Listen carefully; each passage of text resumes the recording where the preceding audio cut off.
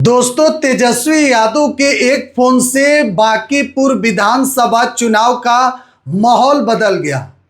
तेजस्वी यादव ने पूरी प्लानिंग जो है वह सेट कर ली है और अब राष्ट्रीय जनता दल की उम्मीदवार रेखा गुप्ता इस वक्त लाइमलाइट में आ गई है। देखिए, आपको मालूम होगा कि प्रशांत किशोर भी चुनावी मैदान में है, बीजेपी के तरफ से नीरज सिन्हा चुनावी मुकाबला में है और इस बार बांकीपुर की लड़ाई जो है बेहद दिलचस्प हो चुका है। त्रिकोणीय मुकाबला है, प्रशांत किशोर भाजपा और राजद के बीच में सीधे तौर पर देखा जा रहा है।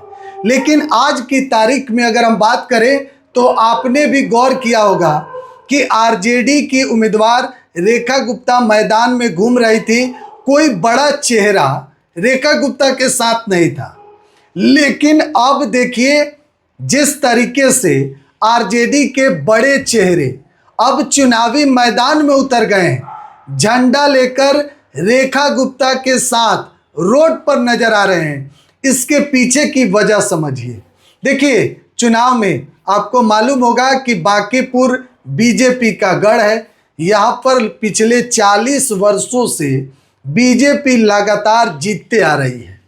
तो यह जो सीट है बांकीपुर, यह पटना साहिब लोकसभा क्षेत्र के अंतर्गत आता है और कहा जाता है कि शहरी वोटर यहाँ पर ज़्यादा हैं। पटना के बीच का विधानसभा है, तो यहाँ पर बीजेपी शुरू से ही, यानी कि विगत आप गौर कीजिएगा तो 40 वर्षों से अधिक से यहाँ पर बीजेपी का कब्जा है। बीजेपी यहाँ से जीतते आ रही है।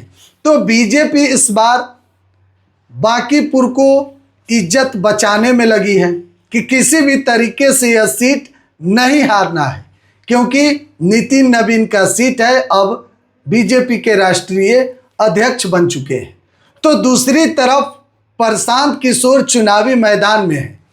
पिछले बार प्रशांत किशोर के पार्टी को एक भी सीट विधानसभा के चुनाव में नहीं आया था 2025 में। इस बार प्रशांत किशोर चर्चा में है और क्षेत्र में खूब मेहनत कर रहे हैं। लोग भी इस बार प्रशांत किशोर के साथ दिख रहे हैं और कहा जा रहा है कि मुकाबले में है, प्रशांत किशोर लड़ाई में है।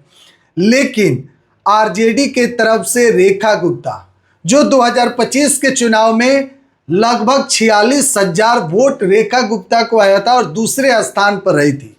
नितिन नवीन एक नंबर पर थे, यहाँ से चुनाव जीते, लगभग 98,000 वोट नितिन नवीन को आया था। 50,000 से अधिक का मार्जिन था जीत और हार में।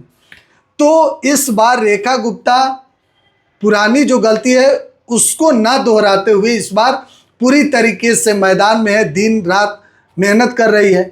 लेकिन आपको मालूम होगा कि तेजस्वी यादव विदेश में है, लेकिन तेजस्वी के विदेश होने के बावजूद आरजेडी के जितने कार्यकर्ता हैं, जितने बड़े नेता हैं, बड़े चेहरा हैं, उनको अब क्षेत्र में लगा दिया गया है कि भैया जब तक तेजस्वी यादव नहीं आते हैं तब तक आप क्षेत्र में जाइए और वोट बैंक बढ़ाइए, आरजेडी को मजबूत कीजिए। किसी भी हाल में इस बार चुनाव में फाइट देना है और आरजेडी अगर जीतती है तो एक बड़ा अपॉर्चुनिटी राष्ट्रीय जनता दल के पास होगा। तो तेजस्वी यादव इस प्लानिंग पर काम कर रहे हैं। और दोस्तों, यह भी खबर है कि तेजस्वी यादव जल्द पटना पहुंचेंगे, बांकीपुर में चुनाव करेंगे, प्रचार करेंगे और आरजेडी के नेता कह रहे हैं कि तेजस्वी यादव के प्रचार के बाद पूरी तरीके से माहौल बदल जाएगा। आरजेडी की उम्मीदवार रेखा गुप्ता तेजस्वी के रोड शो के बाद नंबर 1 पर चलने लगेगी। आरजेडी का दावा है कि तेजस्वी के 4 दिन के यात्रा, 4 दिन का रोड शो पर चुनाव में प्रचार प्रसार इन तमाम पार्टियों के 1 महीना पर भारी पड़ेगा। बहरहाल आप लोग क्या सोचते हैं, बांकीपुर में इस बार किसका झंडा लहरेगा? कमेंट बॉक्स में अपनी प्रतिक्रिया जरूर दीजिएगा। बिहार 100 देख रहे हैं, धन्यवाद।